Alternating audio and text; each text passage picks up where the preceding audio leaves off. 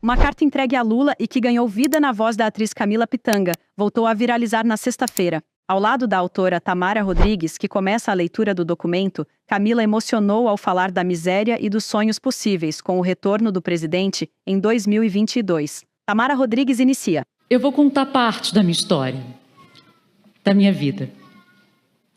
Eu a faço aos prantos, muitas lágrimas. Muitos a julgarão ridícula e irrelevante. Alguns poucos chorarão comigo. Sou grata a quem se dispõe a ler e a dividir isso. Nesse instante, Camila Pitanga entra em cena e é ovacionada na presença do presidente Lula e a ex-presidenta Dilma Rousseff e a primeira-dama Janja.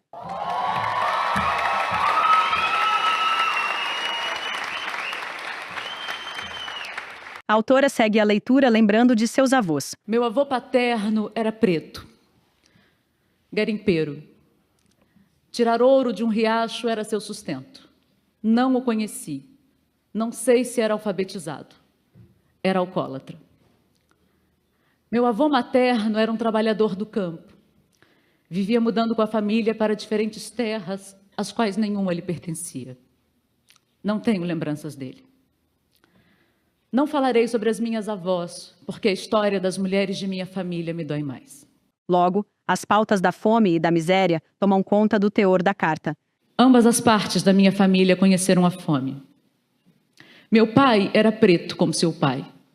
Meu pai era alcoólatra como seu pai. Estudou até o primário, atleticano. Trabalhou desde criança. A maior parte da vida ganhou como operador de máquinas, minerando para Samitre, hoje Vale, em Mariana. Salário de classe média baixa. Nossa casa era simples. Mas os direitos trabalhistas, plano de saúde, garantiram a mim e ao meu irmão uma vida digna, modesta e digna.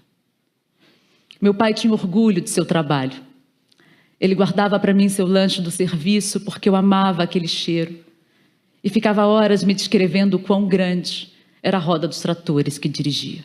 Camila Pitanga assume a leitura na sequência, e conforme o texto faz uma narrativa política e poética a partir do olhar de uma menina crescida em situação de vulnerabilidade. Meu pai e seus amigos tinham um profundo respeito por uma palavra que eu não entendi o significado.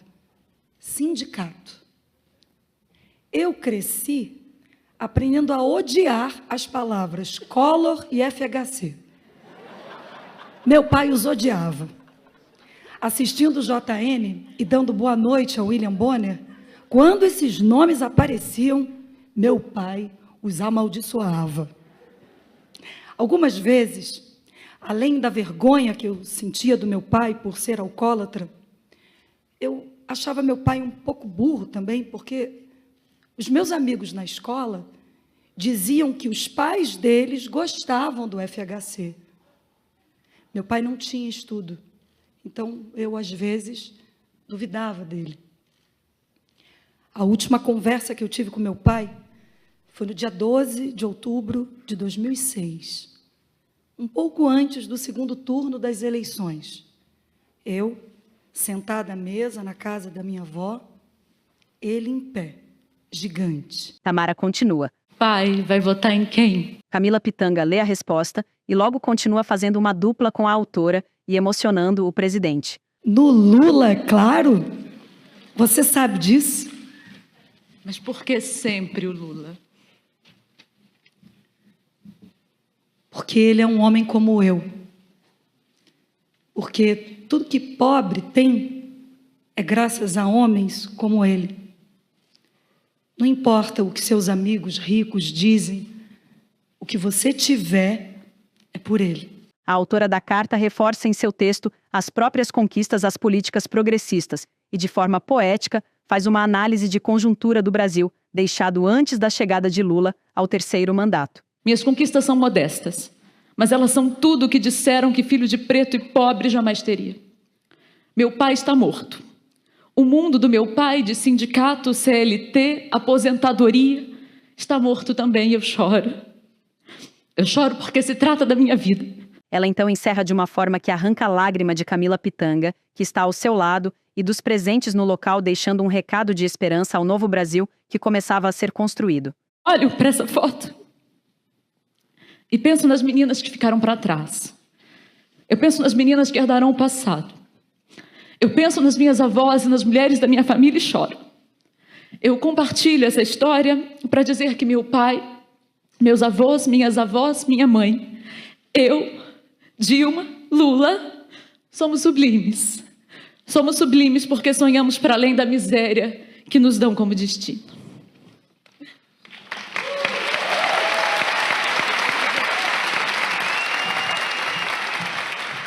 O documento foi lido durante o lançamento do livro Querido Lula, em junho de 2022. Além desta carta que voltou a viralizar, foram lidas outras 19 escritas pelo povo brasileiro durante o período em que o presidente estava preso em Curitiba na Polícia Federal. Na ocasião, o presidente afirmou, abre aspas, essas cartas fazem parte da minha vida. Tudo o que vocês fizeram foi muito mais do que eu jamais pensei em merecer. E isso só pode ser retribuído em forma de amor, solidariedade e fraternidade. Fecha aspas.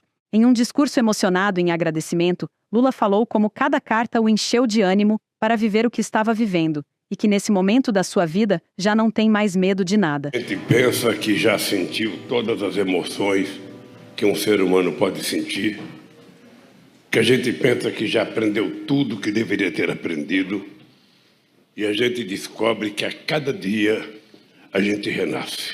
Eu não conheço precedente na história de um povo tão resiliente, de mulheres, homens e crianças com tanta força. Quando eu recebia uma carta dessa, que eu li uma carta dessa, vocês não têm noção da injeção de ânimo que a gente recebia. Eu, sinceramente, não sei se é o amor, mas eu nunca me senti tão bem como eu estou.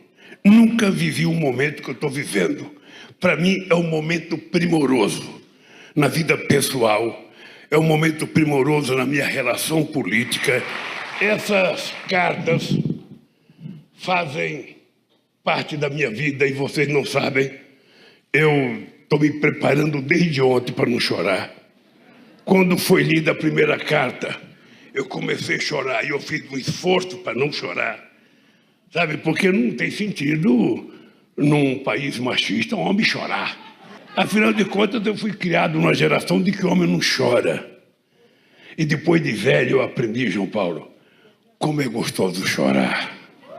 Como é gostoso colocar para fora, transformado em lágrimas, um sentimento que você tem. Então eu quero dizer para vocês que tudo que vocês fizeram foi muito mais do que eu jamais pensei em merecer. Mas foi muito mais do que eu jamais imaginei que pudesse acontecer nesse país. Um país que tem um povo com o sentimento de vocês, que tem um povo com o sentimento de solidariedade de vocês e de fraternidade, a gente não pode ter medo de nada. Eu aprendi a não ter mais medo. Eu não tenho idade para ter medo.